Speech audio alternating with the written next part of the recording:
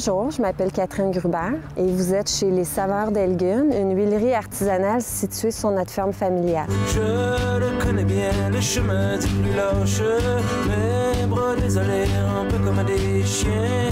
Je promets que la journée qui s'en vient, flambant neveux. Je promets que la journée qui s'en vient, flambant neveux.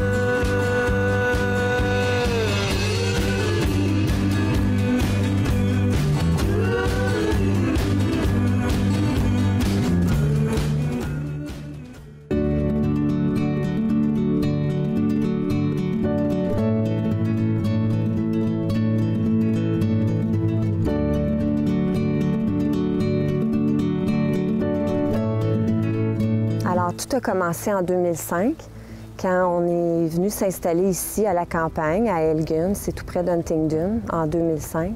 Et puis, mon époux, il venait de vendre son commerce, qui était une auberge et un restaurant. Puis moi, je travaillais à l'extérieur avec ma famille, entre autres. Et étant donné le bel emplacement et les grandes superficies, parce que c'est un 50 acres, mon époux s'est dit, bien, je vais mettre quelques vaches.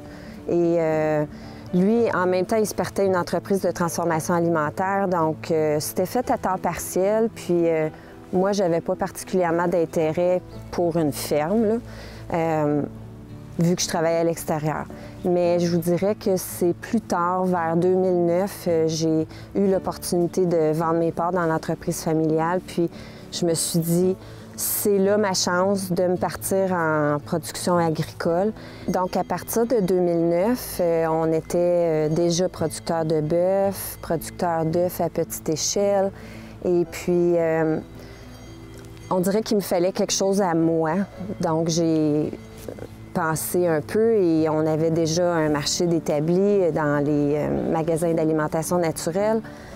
On s'est dit quoi d'autre qui voudrait bien avoir de la ferme et c'est là que l'idée est venue de produire des huiles vierges de première pression. Et tout est certifié biologique ici, alors ça faisait du sens. Et c'est comme ça que ça a commencé. En 2010, j'ai lancé ma première huile sur le marché.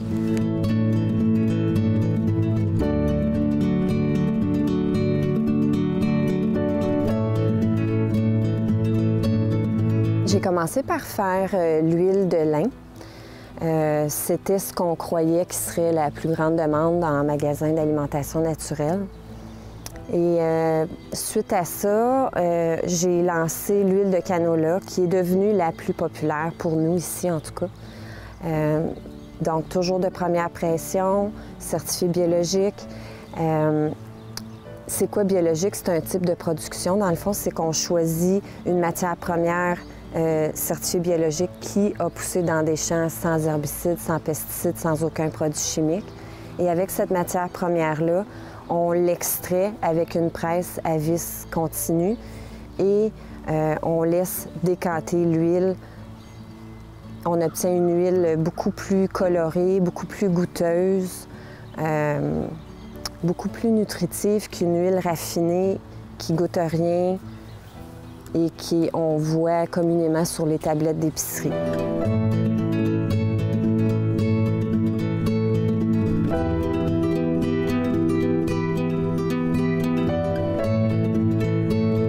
Il reste que ici à la ferme, on a des animaux, hein? Comme j'ai mentionné, on est producteur de bœuf, on est producteur d'œufs. C'est mon mari qui s'occupe des vaches-veaux. C'est quand même une bête impressionnante en dimension, fait que je vais le laisser s'occuper de ça. Mais les poules, ça, c'est moi. Alors, durant le jour, je dois marcher le plancher du pondoir, je vous dirais 2-3 fois par jour, pour s'assurer que les poules sont bien, qu'il y a toujours de l'eau, de la moulée, que la ventilation fonctionne bien, parce que ça, c'est essentiel. C'est un environnement contrôlé. C'est important que la poule soit confortable pour être capable d'obtenir le maximum d'œufs d'elle durant l'année.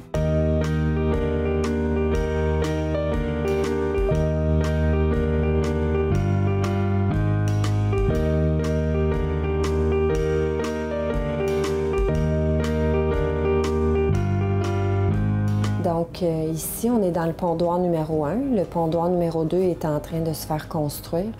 Dans ce bâtiment, on a 1000 poules pondeuses. C'est très petit par rapport à des grands producteurs d'œufs, mais pour nous, c'est ce qui convient, c'est ce qu'on est capable de vendre. Une poule va habituellement pondre aux alentours de 340 œufs par année. On la reçoit à l'âge de 18 semaines et puis on la garde jusqu'à l'âge de 70 semaines. Donc, moi, je marche le plancher du pondoir 2 fois par jour et mon époux également. Le but de ça, c'est de s'assurer que la poule est en santé, que la ventilation fonctionne bien, qu'il y a suffisamment d'eau, que tout fonctionne dans le fond, parce que c'est automatisé quand même, là, la distribution de la moulée, l'eau, c'est automatique. Elles vont même pondre dans des nids qui vont dérouler jusque dans mon bureau où là, on fait la collecte des œufs. Alors là, je m'apprête à rentrer dans le pondoir. On rentre calmement, on s'annonce en cognant pour ne pas les effrayer. Moi, personnellement, je porte un masque juste pour me protéger de la poussière. C'est pas que ça sent mauvais, au contraire, c'est super bien ventilé.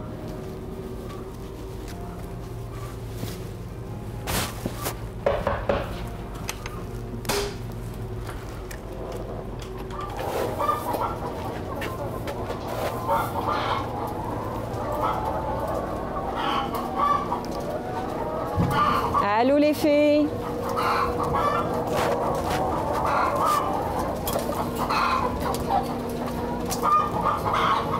Donc pourquoi on marche à un plancher? C'est juste bien important de vérifier la santé de l'animal.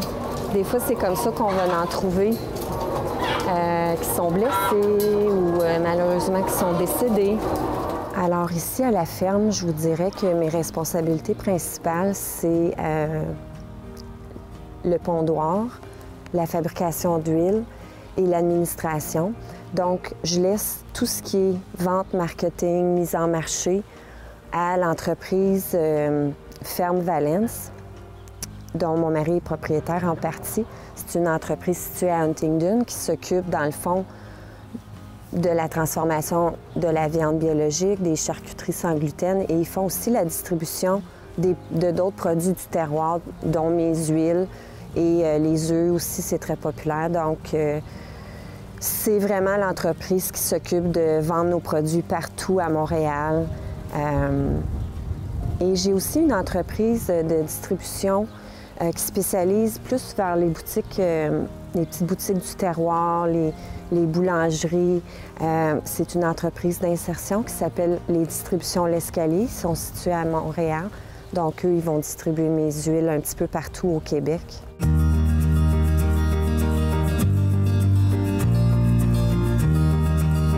Donc, ici, les poules sont en liberté. Elles ont accès à l'eau et à la nourriture à volonté. Elles ont même le choix d'aller dehors si elles veulent et quand la température le permet. Qu'est-ce qui fait que nos œufs sont bio? C'est que les conditions de vie sont respectées, comme la lumière, l'accès à l'extérieur, les fenêtres, la moulée aussi. Ce qu'ils mangent, c'est certifié biologique. Ça veut dire que ça l'a poussé dans des champs qui n'ont jamais reçu de pesticides, herbicides, produits chimiques. Alors, c'est ce qui fait que nos œufs sont en demande, évidemment, dans les marchés d'alimentation naturelle partout à Montréal. Une poule ne pondra pas tout à fait un œuf par jour. C'est pour ça qu'on se dit que sur 365 jours, si tu as fait ta job de producteur, elle devrait en principe te donner 340 œufs dans une année. C'est sûr que tu peux jouer avec la nourriture, la lumière, mais nous, on ne fait pas exprès pour les crinquer non plus, là. C'est sûr que quand on a des animaux à la ferme, c'est important d'être très responsable parce que la qualité de la gestion de notre troupeau va refléter sur la production. Et puis, il faut être prête à accepter que quand il y a des animaux, bien, il y a du fumier, puis faut pas avoir peur de ça. Puis il faut aussi accepter, malheureusement, que quand il y a la vie, il y a la mort. Des fois, ça peut arriver qu'une poule va mourir ou qu'on doit mettre fin à sa vie, en autant que ce soit fait dans le respect de l'animal.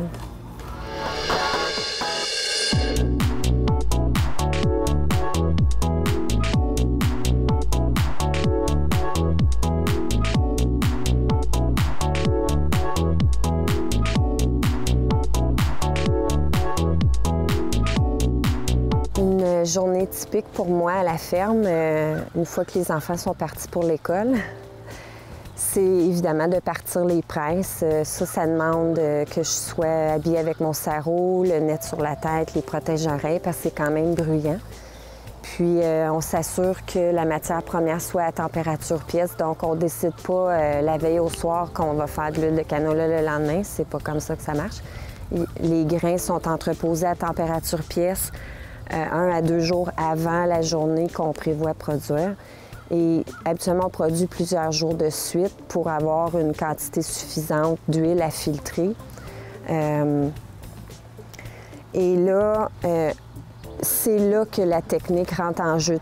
Parce que quand on part une presse, c'est là qu'on va décider la vitesse à laquelle elle va aller, la pression. On doit toujours contrôler la température à laquelle l'huile va être extraite, parce que c'est important de ne pas surchauffer une huile. C'est la seule façon qu'on peut s'assurer qu'on ne détruira pas l'huile, qu'elle va garder toutes ses propriétés nutritives. Et une fois que les machines sont parties, parce que j'en ai 2 qui fonctionnent en même temps, selon le type de grain, je vous dirais que le cycle diffère. Alors aujourd'hui, c'est de l'huile de lin. Cette semaine, en fait, on faisait de l'huile de lin. C'est un grain qui est quand même assez difficile à presser et c'est plus exigeant pour la presse. Ça va être plus long à obtenir un tourteau. Donc, la machine me demande un peu moins d'attention durant la journée parce qu'elle va se remplir et se vider environ à toutes les 50 minutes. Tandis que quand je produis de l'huile de canola et de l'huile de tournesol, c'est un grain qui est beaucoup plus facile à presser. Automatiquement, elles vont passer à travers le tuyau beaucoup plus rapidement. Donc, ça demande une attention un petit peu plus particulière. Et pendant que ça se passe, je peux facilement embouteiller, étiqueter, faire de la paperasse, il y en a en masse. Bien, ça demande quand même de rester sur les lieux. C'est pas comme si la presse va fonctionner 24 heures pendant la nuit. Je la fais fonctionner des 10-12 heures par jour parce que ça demande de l'attention, puis je peux juste en donner quand je suis réveillée.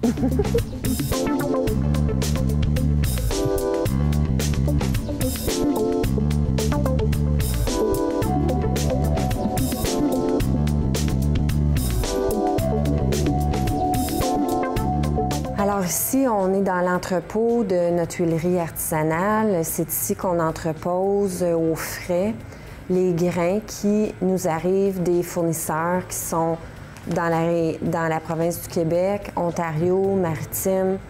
En transport, les poches de grains nous arrivent dans des sacs blancs. Et quand c'est transféré dans la salle de presse, c'est là que c'est mis à température pièce. C'est un petit peu plus chaud. C'est important pour la presse de traiter un grain qui n'est pas complètement froid parce que c'est juste plus difficile à travailler. Par contre, je dois mentionner que ce n'est pas un grain qui est chauffé. Ici, c'est vraiment la technique qu'on utilise, c'est première pression à froid. Donc, le grain est à son état naturel, il ne l'est pas chauffé. On le presse avec une presse à vis continue. C'est ce qui extrait l'huile avec une certaine pression. Et l'huile est extraite du grain. Elle n'est pas traitée. On n'ajoute pas de produits qui ferait qu'on extrairait plus d'huile. C'est vraiment un produit naturel, à son état le plus brut qui soit. Derrière moi, ici, c'est un grain de canola. Ça provient du nord du Québec. Les gens sont en amour avec le goût du canola bio. Ça fait une huile qui est excellente. Ici, à ma gauche, c'est notre propre récolte de graines de tournesol. Il reste à le nettoyer, mais là, il sort du silo. Le niveau d'humidité nous convient. On est prêt à le presser, puis il est à peu près temps. Là, on est rendu au mois de décembre. Ça, comme j'expliquais, ça fait une huile qui est complètement noire, puis c'est vraiment juste après la filtration qu'on obtient une huile qui est jaune clair. C'est excellent en salade, par exemple. L'huile de canola, elle, quand on la presse, ça donne plus une huile brunâtre. C'est surprenant qu'en bout de ligne, j'obtiens une huile qui est jaune d'œuf éclatant. Excellent pour la cuisson au four, dans vos salades. Ce sont toutes des huiles de première pression. On appelle ça aussi des huiles vierges, biologiques, bien entendu. Donc, ce ne sont pas des huiles qu'on est supposé de chauffer à haute température. Ce n'est pas des huiles pour votre friteuse. C'est vraiment une huile comme elle se devait être, nutritive. Puis, on ne se gêne pas de dire qu'on presse des grains de d'autres producteurs parce que c'est ça, une huilerie. C'est comme une fromagerie qui prendrait du lait de son propre troupeau, mais aussi du lait de d'autres producteurs. Puis, je pense que la magie se fait dans l'obtention, dans notre cas à nous, d'une huile d'exception.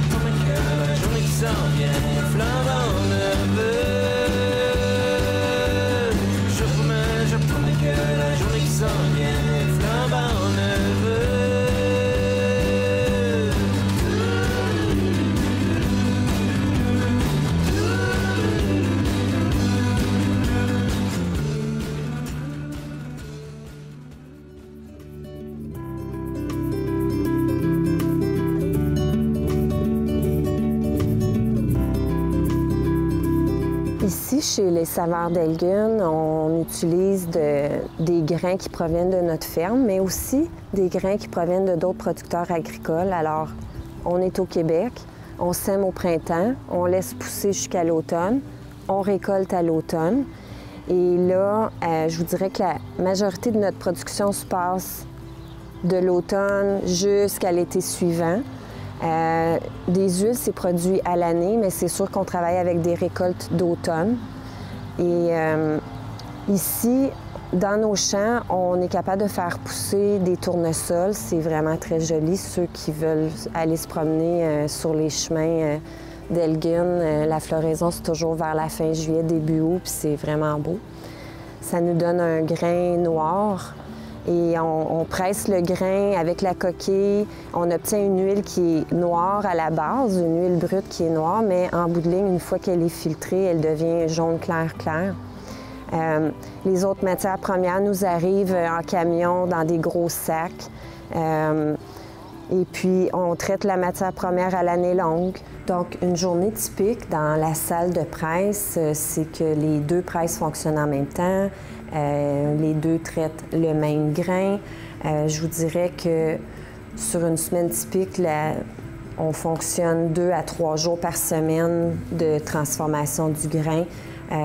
Typiquement, on peut passer à travers un quart de tonne de grains par jour. Ça prend environ 4 kilos pour obtenir 1 litre d'huile propre. Peu importe la sorte, là, je vous dirais que chez nous, étant donné qu'on fait 3 sortes, c'est pas mal ça le standard. Les presses qu'on a choisi d'utiliser proviennent de l'Europe. C'est ce qui nous convenait.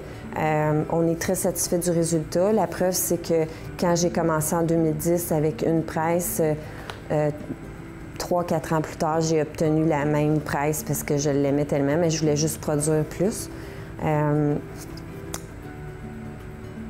c'est des machines qui pourraient fonctionner 24 heures par jour, là, tu sais, c'est pas tuable. C'est très fiable comme équipement. C'est sûr que la journée où ça va moins bien, c'est pas évident de traiter avec une compagnie en Europe, là, mais ça se fait quand même. Quand on fabrique des huiles, évidemment, il y a la matière première, on extrait l'huile, mais le tourteau, qui est le résidu lors du pressage, est redonné en nourriture animale, grandement apprécié chez les vaches et un petit peu chez les poules, mais sont un petit peu plus difficiles. Disons que leur alimentation est un peu plus contrôlée parce qu'on veut qu'elles pondent, donc on n'ajoute pas n'importe quoi à leur alimentation. Tandis que la vache peut facilement apprécier un tourteau de tournesol, par exemple.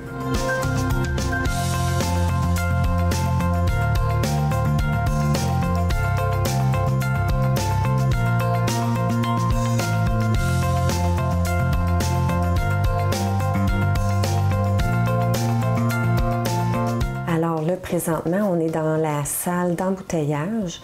Lorsqu'on travaille, on a un bonnet sur la tête, le sarrau. C'est là que je vous dirais que l'huile brute qui sort des presses, qui n'est pas encore vraiment un aliment consommable, c'est ici qu'il le devient parce que on peut le filtrer avec une presse à filtre, un peu comme le sirop d'érable se fait filtrer. Mais on peut aussi attendre une décantation naturelle. Donc, c'est notre choix. Il y a des huiles qui décantent très mal, donc on les aide en passant à travers les filtres. Et c'est là qu'on transforme l'huile brute en huile prête à être consommée. Comme on voit ici, on part d'une matière première qui est par exemple la graine de tournesol, puis on obtient une huile qui est vraiment d'un jaune très clair. Ici, l'huile de lin, une graine de lin brun peut donner une huile jaune comme ça. Puis c'est vraiment après le processus de décantation naturelle ou après une filtration mécanique, absolument mécanique et non pas chimique, là. Ici, le petit grain noir, c'est le canola. Et ça donne une huile encore là très jaune. Je vous dirais que quand j'ai commencé l'huilerie en 2010, 5 ans après qu'on soit arrivé à la ferme, on a commencé par faire l'huile de lin. Puis ça, c'est disponible en 2 petits formats. Et dans la même année, aussi en 2010, j'ai commencé avec l'huile de canola. On a même été capable d'en faire pousser dans nos champs ici à Elgin. C'est juste que le résultat en termes de quantité n'était pas assez suffisant pour fournir l'huilerie. Donc, c'est là que j'ai commencé à connaître d'autres producteurs. Et puis, aujourd'hui, je suis capable de me fier sur des gens qui font ça très, très bien. Pour ce qui est du tournesol, bien ça va. Il reste que nous, dans nos champs, qui totalisent environ 240 acres maintenant, on se concentre sur le soya et le maïs pour la nourriture animale. Mais on a aussi quelques champs de tournesol pour notre huilerie. Le reste, c'est du foin pour les animaux, pour les vaches-veaux. C'est important de faire une rotation quand on est en agriculture biologique.